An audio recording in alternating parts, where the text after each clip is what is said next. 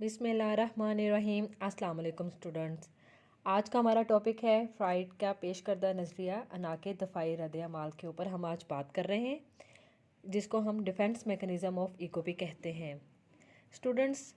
जो दफ़ाई रद्द-ए-अमाल हैं उसे हम अपनी रोज़मर्रा ज़िंदगी में किसी न किसी तौर पर जो है इस्तेमाल कर रहे होते हैं, क्योंकि ये मेकानितें जो हैं रोज़मर्रा ज़िंदगी के तजर्बे के नतीजे में बनती हैं।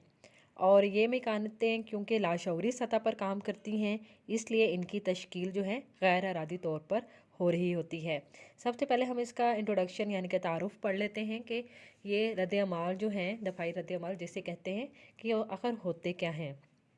ये रद्द-ए-अमाल तब ज़ुहूर पज़ीर होते हैं जब फ़र्द की अना कमज़ोर हो, वो ईड और सुपर ईगो में तवाज़ुन ना रख सके, तो एक कशमकश के कैफियत जो है वो पैदा हो जाती है, जिसकी वजह से जो है तशवीश पैदा होती है और फ़र्द इस तशवीश को ख़त्म करना चाहता है और इससे निपटने के लिए कई किस्म के जो हैं वो तरकीब जो हैं वो इस्तेमाल करता है। इन्हीं जो हैं तरकीब को हम दफ़ाई मेकानियत के तरीके यानी कि ईगो डिफेंस मेकानिज़्म जो हैं कहते हैं। एक्चुअली होता क्या है कि फ़र्द इसकी पनाह लेकर ख़ुद को तशवीश से बचाता है और अपनी इज़्ज़त नफ्स जो है कायम रखने की कोशिश करता है। फ़र्द जो है जिस तरीक़ाकार या मेकानियत का सहारा लेता है, वो मेकानियतें फ़र्द की शख्सियत को मुतासिर करती हैं। तो ये जो डिफेंस मेकानिज़्म है, ये हक़ाइक़ को नज़रअंदाज करके फ़र्द को वक्ती तौर पर जो है एंग्ज़ायटी लेवल उनकी तशवीश से जो है बचा रही होती हैं और इसलिए जो है इन पर ज़्यादा इन्हिसार करने से भी जो है फ़र्द जो है समाजी अदम मुताबिकत का शिकार हो जाता है। ये मेकानितें जो हैं वो मौका महल के मुताबिक जो हैं अपनाई जाती हैं, इस्तेमाल की जाती हैं। फ्राइड का कहना तो ये है कि ये ख्वाहिशात की अदम तस्कीन से जो है बाज़ औक़ात एंग्ज़ायटी इतनी ज़्यादा हो जाती है कि ज़हनी सेहत जो होती है वो तबाही से बचाना मुश्किल हो जाता है। तो ऐसी सूरत हाल में क्या किया जाता है कि नाखुशगवार कैफियत से बचने के लिए जो है ईगो ऐसे तरीके जो है अपनाती है, इख्तियार करती है, जिससे जो है इस तरह कैफियत जो फ़र्द के अंदर होती है वो दब जाती है और फ़र्द की जो तनाव में कमी आ जाती है। तो इस तरीके से हम कह सकते हैं कि ईगो जो है अपना दफ़ा कर रही होती है और तशवीश दूर करने के लिए इन तरीक़ों में से चंद एक को इस्तेमाल कर रही होती है। तो और हर फ़र्द जो है इन तरीक़ों के किसी न किसी सूरत में इस्तेमाल करता है और तो इसीलिए जो है इन्हें दफ़ाई मेकानितें या दफ़ाई रद्द-ए-अमाल जो हैं कहा जाता है। तो अब हम इनको बारी बारी पढ़ लेते हैं कि कौन कौन सी जो हैं ये डिफेंस मेकानिज़्म जो हैं फ्राइड ने इंट्रोड्यूस करवाए। सबसे पहले हम अब्तान, एहतबास या ताकीब के बारे में जब बात करते हैं तो हमें पता चलता है कि ये तीनों अल्फाज जो हैं वो जिस मफ़हूम में इस्तेमाल होते हैं वो ये हैं कि ऐसी ख्वाहिशात को नज़रों से ओझल कर देना जिसके साथ एहसास गुनाह वाबस्ता हो या जो माशरती तौर पर नापसंदीदा और नाकाबिल कबूल हों। होता यह है कि जब फ़र्द की ख्वाहिशात और माशरती इक़दार जो होते हैं उनमें टकराव पैदा हो जाए तो फ़र्द इन ख्वाहिशात के इजहार से रुक जाता है, क्योंकि कुछ ख्वाहिशात हमारी ऐसी भी होती हैं कि जो नहीं भी जो हैं फ़िलफ़ौर पूरी की जाती या मुआशरा जो है वो इसकी इजाज़त नहीं दे रहा होता। तो क्या होता है कि इन्हें लाशऊरी तौर पर भुला देता है फ़र्द और ऐसे हालात जिनके साथ शर्म या गुनाह का एहसास वाबस्ता हो या ऐसी ख्वाहिशात जो गैर अखलाकी हों, फ़र्द इन्हें जो है शऊर से निकाल देता है और ऐसी तमाम जो हैं ख्वाहिशात जो हैं सचमुच फरामोश एक्चुअली नहीं हो पा रही होती, बल्कि वो लाशऊर में चली जाती हैं। हमने यहाँ पे पढ़ा है रिप्रेस। रिप्रेस का मतलब यही है कि एक दफ़ा प्रेस किया एक चीज़ को वो नहीं जो है दब सकी, तो फिर उसको दोबारा जब हमने उसको दबाव में डाला तो उसको हम कहेंगे रिप्रेस करना। ठीक है, यानी कि इसमें जो है लाशऊर में चीज़ों को धकेल दिया जाता है जानबूझकर और इन्हें जो है ऐसी जो यादें या बातें होती हैं इन्हें तहलील रवसी के दौरान जो हैं या नोमियत के ज़ेर असर जो है शऊरी सतह पर लेकर आया जा सकता है। और देखने में ये आया है कि माशरे में जो ऐसी ख्वाहिशात होती हैं जिनका आज़ादाना इज़हार ना किया जाता हो या नापसंदीदा समझा जाता हो, इनके लिए जो है इन ख्वाहिश के लिए अब्तान, एहतबास का तरीक़ाकार इस्तेमाल किया जाता है और अब्तान से ऐसी ख्वाहिशात कंट्रोल हो जाती हैं और तशवीश में जो है काफ़ी हद तक कमी आ जाती है या बिल्कुल ख़त्म हो जाती है। اس کے بعد ہم بات کرتے ہیں تذلیل کی یا پروجیکشن کی. تو اس طریقہ کار کے تحت جو ہے فرد اپنی ناقابل قبول خواہشات اور دیگر منفی اور باطنی اعمال کو دوسروں کے ساتھ منسوب کر دیتا ہے اور اپنی ناکامیوں کو دوسروں کے سر جو ہے تھوپ دیتا ہے. جیسے کہ اگر کوئی کھلاڑی شکست ہو جائے اسے، تو وہ اپنی ذمہ داری جو ہیں وہ غیر موضوع حالات پر ڈال دے گا، یعنی کہ وہ اپنی شکست جو ہیں اپنی جو اس کو وہاں پہ کھلاڑیوں کے درمیان میں شکست ہوئی وہ اس کو قبول نہیں کرتا ہے. اسی طریقے سے ایک اگر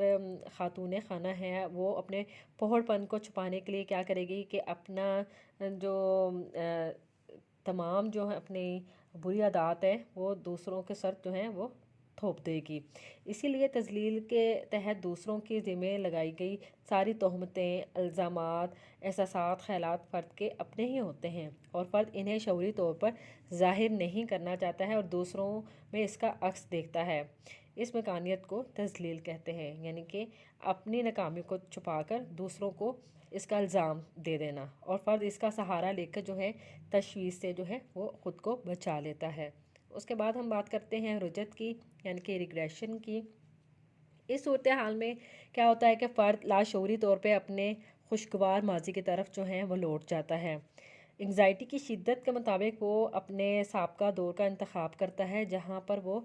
خوش و خرم زندگی گزار رہا تھا. ٹھیک ہے، ہر ایک کی لائف میں ایسے ٹائم آتا ہے جہاں وہ کبھی نہ کبھی خوش ہوتا ہے، تو وہاں پہ سوچ کے اس دور کو، اس پیریڈ کو، تو اس کے مسائل جو ہیں اس کو لگتا ہے کہ وہاں پہ کم تھے، دوسرے اسے پسند کرتے تھے. اور رجعت کی عام مثال ایسی ہے کہ جیسے کہ آپ دیکھ سکتے ہیں کہ نئے بچے کی آمد پر بڑے بچے کا بگڑ جانا، یا گود میں اٹھانے کی ضد کرنا، یا زیادہ لڑائی جھگڑا کرنا. تو بڑا بچہ جو ہوتا ہے والدین کی توجہ حاصل کرنے کے لیے جو ہے وہ واپس جو ہے پچھلے کسی دور میں چلا جاتا ہے. اسی طریقے سے آپ اگزامپل لے سکتے ہیں کہ 14-15 سال کا اگر کوئی لڑکا ہو اور اسکول اور گھر میں تناؤ کا شکار ہو، تو وہ بھی بہت چھوٹے بچے کا کردار جو ہے اپنا سکتا ہے، جیسے کہ کھلونے توڑنا، کتابیں پھاڑنا، دوسروں سے بدتمیزی کرنا، بے جا ضد کرنا وغیرہ. تو بالغ فرد بھی جو ہے تکلیف دہ ماحول سے بچنے کے لیے بچے کا کردار جو ہے اپنا سکتا ہے. بڑھاپے میں آپ دیکھتے ہیں کہ فرد کا بار بار اپنی جوانی کو یاد کرنا اور ماضی کے کارنامے دہرانا رجعت کی اگزامپلز ہیں، کیونکہ جس دور میں وہ خوش تھے وہی دور جو ہیں وہ ریپیٹ کرتے ہیں. کبھی آپ کو اولڈ ایج لوگوں کے ساتھ بیٹھنے کا ایکسپیرینس ہوا ہو تو وہ زیادہ تر انہی جو ہیں زندگی کے پیریڈ کو یاد کرتے ہیں جس میں وہ زیادہ خوش تھے. آگے ہم بات کرتے ہیں مماثلت کی. تو یہ ایک ایسا موافقی رد عمل ہے جس میں فرد لاشعوری طور پر کسی صورتحال، واقعہ، شخص یا افراد سے جذباتی طور پر تعلق قائم کر لیتا ہے اور ایسا ہیجانی کردار پیش کرتا ہے گویا وہ واقعہ جو ہے اس کے ساتھ ہی جو ہے وہ رونما ہو رہا ہو، اور فرد کی شخصیت پوری طرح اس صورتحال میں ملوث ہو جاتی ہے. وہ دوسرے فرد کے مسائل کو اپنے مسائل جو ہیں سمجھنے لگتا ہے. اس کی اگزامپل آپ ایسے لے سکتے ہیں جیسے فلموں ڈراموں میں جو ہیں کوئی یا کہانیوں میں فرد خود کو ہیرو یا ہیروئن سے متماثل کر لیتا ہے اور ہیرو یا ہیروئن کی خوشیوں پر خوش ہوتا ہے اور دکھی ہوتا ہے. فرد محسوس کرتا ہے کہ حقیقی طور پر یہ واقعہ اس کے ساتھ پیش آیا. مماثلت جو ہے عام طور پر دو طرح کی جاتی ہے، یا تو زندگی میں متاثر کرنے والے کردار کی ہبہو نقل کر لی جاتی ہے، یا پھر جو ہے متاثر کرنے والے کردار سے خصوصی تعلقات قائم کرنے کی جو ہے وہ کوشش کی جاتی ہے. تو اس طریقے سے وہ جو ہے دفاعی رد عمل استعمال کرتا ہے. نیکسٹ بات کرتے ہیں تشکیل رد عمل کی. تو اس طریقہ کار میں فرد اپنے ناپسندیدہ خیالات کو پسندیدہ شکل میں لوگوں کے سامنے پیش کرتا ہے تاکہ جو ہے اس کے غیر سماجی عزائم سے لوگ چھپے رہیں، اور گویا جو ہے فرد اپنی اصل خواہش کو جو ہے وہ دبا کر اس کے اپوزٹ جو ہے وہ ریئیکشن شو کرتا ہے. جیسے کہ ساس بہو کا انتہائی ناپسندیدگی کے باوجود جو ہے ایک دوسرے سے حد سے زیادہ خیال رکھنا، اور اسی طریقے سے منشیات کے خلاف جو لوگ مہم چلاتے ہیں اس کو چلانا اور اس طریقے سے شو کرنا کہ وہ جو ہیں منشیات کے خلاف ہیں لیکن اس کے برعکس جو ہیں وہ اس کے حامی ہوتے ہیں. ٹھیک ہے، یعنی کہ الٹ بیہیویئر شو کرنا۔ آگے ہے تردید حقیقت، اس میں ڈینائل آف ریالٹی ہے، یعنی کہ اس رد عمل میں فرد لاشعوری طور پر خود کو ناخوشگوار حقیقت سے اس طرح محفوظ کرتا ہے جیسے کہ اس نے واقعہ دیکھا ہی نہ ہو اور نہ ہی اسے اصلیت معلوم ہو۔ تردید حقیقت میں حقیقت کو بالکل جو ہے وہ انکار ہی ہوتا ہے اس سے، جیسے کہ سنگین نوعیت کی اگر خبر سن کے کچھ لوگوں کو سکتہ طاری ہو جاتا ہے یا پھر جو ہے بے ہوشی ہو جاتی ہے یا خدا نخواستہ کسی کی ڈیتھ ہو جائے تو وہ روتے نہیں ہیں اور ایکسیپٹ ہی نہیں کرتے کہ وہ فرد جو ہے اس دنیا سے انہیں چھوڑ کر چلا گیا ہے۔ اس کے بعد ہم بات کرتے ہیں تعقیل کی، ریشنلائزیشن کی۔ یہ کسی تکلیف دہ واقعے کے خلاف ایک ایسا رد عمل ہوتا ہے جس میں اضطرابی کیفیت اور فشاری حالت کو عقلی دلائل کی مدد سے ختم کیا جاتا ہے، لیکن یہ دلائل جو ہیں حقیقت کے مطابق نہیں ہوتے ہیں۔ جیسے کہ ناکام طالب علم جو ہیں وہ ایگزامینر کو جو ہے وہ مجرم ٹھہرا کر یہ کہے کہ آج کل جو ہے پرچوں کی پڑتال ہی ٹھیک نہیں ہو رہی، تو یہ تعقیل ہوگی، یعنی کہ فرد اپنی کوتاہیوں کو جو ہیں وہ اور ناکامیوں کو تسلیم نہیں کرتا بلکہ اس کا کوئی نہ کوئی جواز تلاش کر لیتا ہے کہ پیپر کی مارکنگ اچھی نہیں ہو رہی، اس وجہ سے مارکس کم آئے۔ اس کے بعد ہم بات کرتے ہیں خیالی پلاؤ پکانا۔ خیالی پلاؤ بنانا کا مطلب ہے کہ